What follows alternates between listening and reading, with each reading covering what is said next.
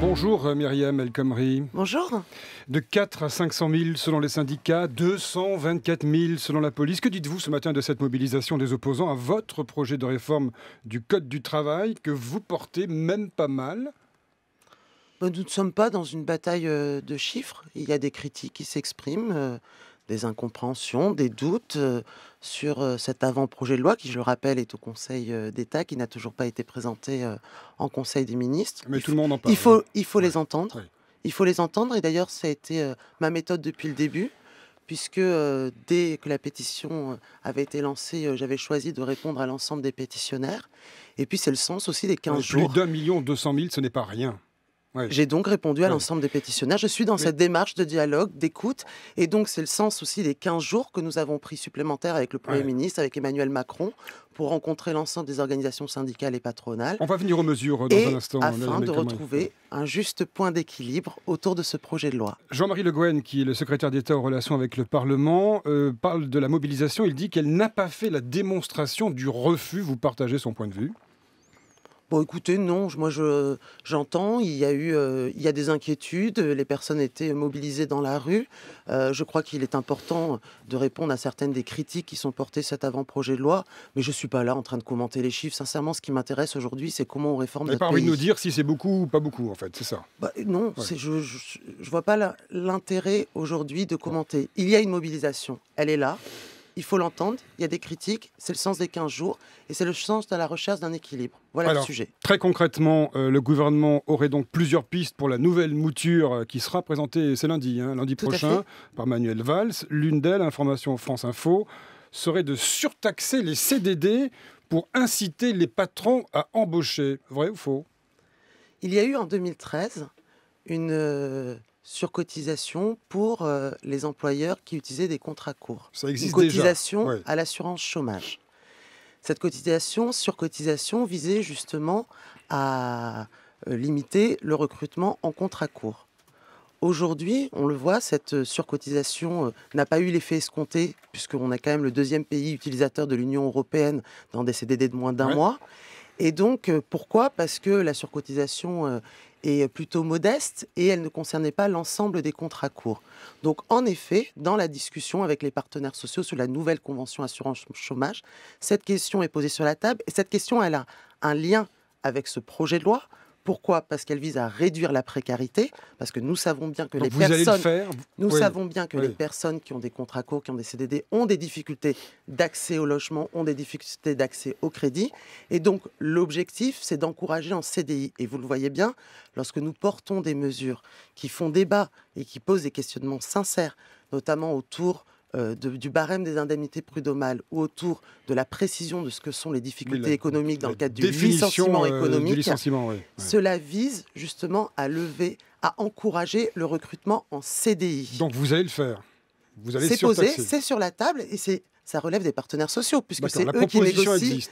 La proposition existe, elle est portée par certains partenaires sociaux dans le cadre des négociations autour de l'assurance chômage.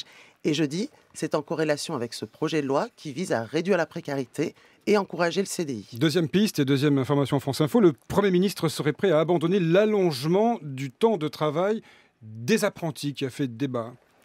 Cher Jean-François Killy, je ne vais pas faire ici l'issue des concertations avant même qu'elles aient toutes été menées. Nous recevons encore aujourd'hui des partenaires sociaux. Mais cette question, la question des apprentis, aujourd'hui, cette réalité de la possibilité de travailler 40 heures par semaine existe déjà.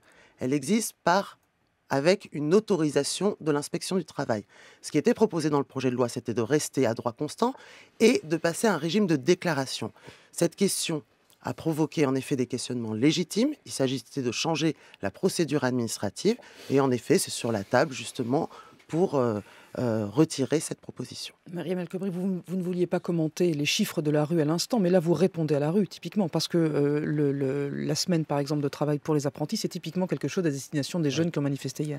Je réponds également à l'ensemble des partenaires sociaux et c'est l'objectif de ces concertations. Mais le bilan de ces concertations, nous le donnerons lundi. Il y a des pistes qui sont posées sur la table, nous connaissons les points difficiles. L'enjeu, c'est de trouver un équilibre, mais l'enjeu, c'est surtout de traiter les problèmes qui se posent dans notre pays. Et dans notre pays, en effet, nous avons une situation, un monde du travail qui est rigide. Notre pays créé moins d'emplois que les autres, même si, bonne nouvelle annoncée ce matin, en 2015, nous avons créé près de 80 000 emplois salariés marchands. C'est plus que ce que nous escomptons. Oui, c'est une information qui vient de tomber. Et c'est plusieurs années de destruction d'emplois. Ce qui montre bien que la politique qui est menée, le pacte de responsabilité, le CICE, l'aide embauche PME que nous avons lancée le 18 janvier, où il y a un écho très favorable des employeurs, commence à porter ses fruits. Il n'y a pas que des mauvaises nouvelles, c'est ça. C'est en effet, 82 300 le chômage des jeunes a diminué marchands. de 30 000 en 2015. Donc, ce sont des signes qui sont encourageants.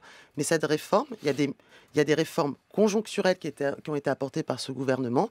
Il y a aussi des réformes structurelles que nous devons apporter. Myriam El Khomri, rarement un avant-projet de loi aura été autant commenté. Vous avez vu ce qui circule sur les réseaux sociaux. Il est dit que la loi remettrait en cause la durée, on en parle beaucoup, la durée minimale de congé en cas de décès d'un proche. Ce qui vous est reproché dans ce qui est avancé, c'est qu'on ne parle plus de durée, parce qu'il est question de 2 jours aujourd'hui. Vous y touchez ou pas, ça? Alors, parce que ça provoque beaucoup d'émotions. Et je crois que c'est là où il y a parfois des divergences de fond au sein de ma propre famille politique. L'objectif de cette loi, c'est de laisser une plus grande place à la négociation collective. C'est-à-dire de laisser la possibilité aux représentants légitimes des salariés, les syndicats et les employeurs, d'avoir plus d'objets de négociation à l'intérieur de l'entreprise. Pourquoi ? Parce qu'on voit bien qu'aujourd'hui, notre code du travail est gros parce qu'il y a eu beaucoup de dérogations, parce qu'on veut répondre à la situation des entreprises et on ne peut pas y répondre.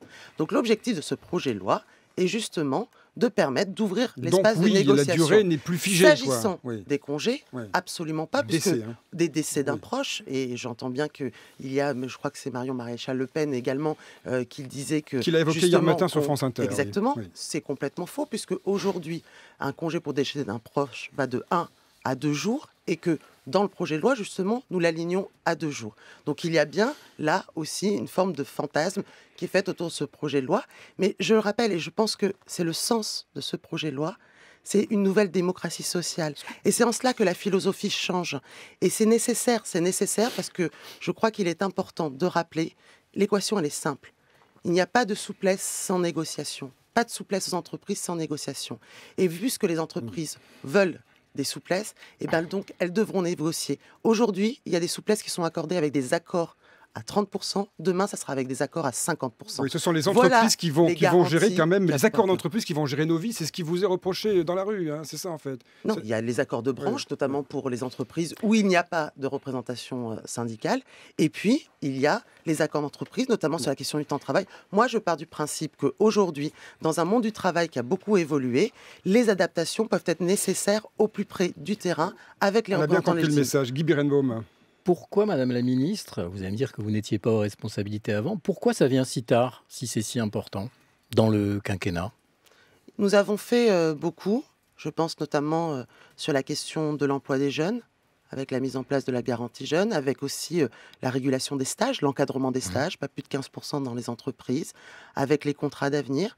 Et nous voyons bien que, avec le pacte de responsabilité, le CICE, nous voyons bien que nous sommes dans une autre dynamique, plus positive, une croissance qui est un petit peu meilleure, des créations d'emplois qui sont meilleures aussi après plusieurs années de destruction. Mais on voit bien aussi que nous n'arrivons pas à traiter des problèmes de fond dans notre société. Et les problèmes de fond, c'est une rigidité qui fait que parfois la capacité d'adaptation au plus près du terrain, la possibilité laissée de répondre à un pic de commande, pic d'activité, aujourd'hui, nous n'avons pas toujours ces possibilités-là. Donc je crois que, en effet, ça arrive tardivement, en effet, mais je crois que quand on sert son pays, quand moi je dois annoncer tous les mois des chiffres des demandeurs d'emploi qui sont des hommes et des femmes qui ont des difficultés, quand on regarde que presque 90% des embauches se font en CDD, que les personnes qui en sont le plus victimes, ce sont les jeunes, ce sont les femmes, ce sont les personnes les moins qualifiées dans notre pays, quand on regarde ces situations-là, eh bien on se dit qu'il faut les traiter. Et la réticence à embaucher en CDI, réelle ou ressentie, vous discutez avec des artisans, des commerçants, elle est très présente. Pour rebondir sur ce que dit Guy Berenbaum, Jean Tirole, le prix Nobel d'économie, dit contrat unique depuis longtemps. Ce n'est pas un dangereux révolutionnaire, ça existe ailleurs. Pourquoi ne pas avoir fait la bonne réforme plus tôt? Mais la réforme que je porte, elle n'est pas née du mois dernier. Il y a eu un rapport porté par Jean-Denis Combrexel qui a été commandé au printemps dernier. Ce rapport nous a été remis en septembre. Suite à ce rapport, j'ai mené près de 6 concertations, 6 bilatérales avec chacune des organisations sur ce rapport de Jean-Denis Combrexel. J'ai même proposé aux partenaires sociaux s'ils souhaitaient une négociation dessus.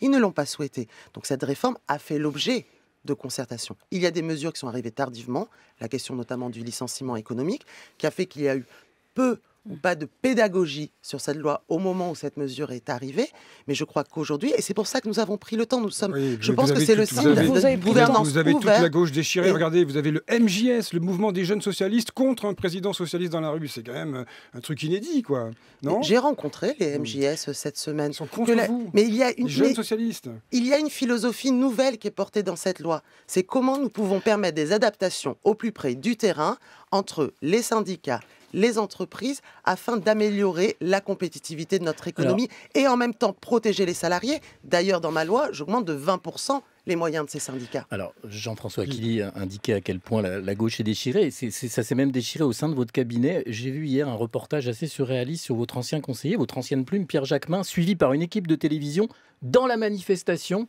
à Paris. Et expliquant que... C'est sur BFM TV. Sur BFM TV, absolument. Vous êtes vraiment une femme de gauche, mais vous êtes fait avoir par Matignon. Ce qu'il a répété depuis qu'il a quitté votre cabinet dans tous les médias. C'est très surprenant quand même. Bon, écoutez, Pierre Jacquemin, c'est un militant. C'est un militant proche de Jean-Luc Mélenchon, qui n'est fait plus partie, en effet, de mon cabinet. Je ne suis pas là, pour moi, ça n'a aucun intérêt. Je ne suis pas là pour venir commenter son plan média, pour vous dire les choses très sincèrement. Et pour ma part, qu'il y ait des divergences au sein de la gauche sur cette question-là, je l'entends. Après, moi, je suis ministre de l'Emploi et du Travail, et mon objectif, c'est de servir mon pays. Et cette réforme, elle est nécessaire. Elle doit être équilibrée, c'est l'objectif de ces concertations, mais elle est nécessaire. Ne fermons pas les yeux sur ce qu'ont fait nos voisins européens. L'enjeu n'est pas de copier. Mon projet, ce n'est pas de mettre en place des mini-jobs à l'allemande ou des contrats 0 heure. Ce n'est pas le projet que je porte, mais nous devons agir. Est-ce que vous avez l'impression de faire les frais des divisions de la gauche, en fait, de la révision de la Constitution, du reste? Vous êtes un peu la loi qui fait déborder le vase de cette Constitution à gauche, en fait, non? Mais vous ne sentez pas ça? Que ma loi soit l'otage de la fin de la déchéance, des primaires, à droite, à gauche, j'entends tout cela. Mais vous pensez qu'elle l'est? Mais moi, j'entends bien qu'il y a un contexte. J'entends bien que autour de ma loi, il y a un contexte particulier et que ce contexte particulier fait que certains en profitent pour marquer une vraie défiance en direction de ce gouvernement. C'est pas mon sujet. C'est pas mon sujet. Moi, j'ai été nommée il y a 6 mois. J'ai été nommée non pas pour annoncer tous les mois des chiffres du chômage, j'ai été nommée pour régler la situation de l'emploi dans notre pays. Et donc, je ne suis pas sourde ni aveugle ni à ce qui est dit dans la rue, ni à ce qui s'est passé au niveau européen. Et donc, l'objectif, c'est vrai que nous créons moins d'emplois que nos voisins. C'est vrai qu'il y a des solutions qui ont été mises en œuvre dans certains pays. Est-ce que toutes ces solutions sont bonnes? Je ne le crois pas. Je propose un nouveau modèle.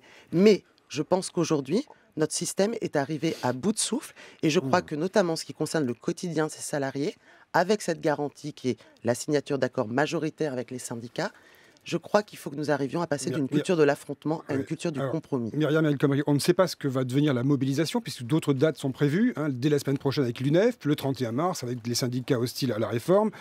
Est-ce que vous n'en avez pas ras-le-bol, vous-même, que votre nom, El Khomri, soit brandi comme une marque négative à tout bout de champ? Vous êtes devenu une sorte de symbole de ce qui ne fonctionne plus dans ce quinquennat, vous, in fitu personae. Ça n'a aucune importance. J'étais sûr que vous répondriez ça. C'est marrant. Ça n'a aucune importance. Mais vous le pensez, ça? Moi, ce que je veux, c'est que mon nom, soit associé à une réforme juste et nécessaire, et je pense que ce sera le cas le moment venu. Mais vous êtes scruté ça fait mal partout. Un peu quand même, non, Myriam El Khomri? Ça pique. La loi El Khomri. Écoutez, je suis pas là pour m'apitoyer sur mon sort. Regardez, vous commettez un lapsus à l'Assemblée, c'est la risée. Vous avez un malaise, tout le monde en parle. C'est vrai que l'emballement médiatique sur mon malaise vous le vivez bien, ça vraiment... Mais je vis très bien, vous savez, moi je suis pas là, je suis pas issu d'un milieu en effet où on s'apitoie sur son sort. Il faut avancer. Moi, ce que je porte, c'est une réforme pour mon pays. Et je ferai tout, le moment venu, pour que mon nom soit associé à une réforme juste et nécessaire. Parce que nous devons avancer. Myriam El Khomri, invitée de France Info ce matin. Merci beaucoup. Merci à vous.